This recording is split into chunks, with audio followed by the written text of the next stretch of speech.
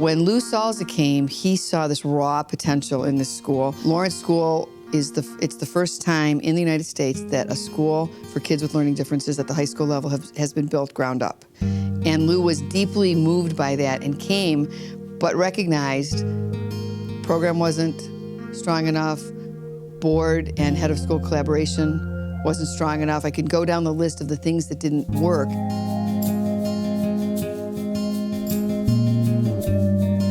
It is a fundamental failure of will and simply applying what we've learned in 15 or 20 years of really great research and data that's now been collected by the National Institutes of Child Health and Development in Washington, D.C.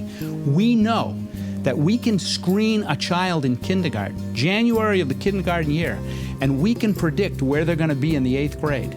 And we know exactly how to intervene so that that child will not suffer the indignity of being illiterate, of being functionally unable to deal with a newspaper by the time they're in the 8th grade. And we are not doing it. That kills me. What we have in place is a way for parents on a weekly basis to track the progress their children are making in these 3 critical fluency areas that are the foundation for every other academic endeavor those children will ever pursue. When parents can look at that and understand what's going on, they see growth. It looks like a stock chart, goes up and down, but there's a trend going up. If the trend isn't going up, we look at our program and say, whoa, why is that not happening? What are we failing to do on our end that's creating the situation where we're not seeing the kind of growth we would expect from this very bright child who has language-based learning differences?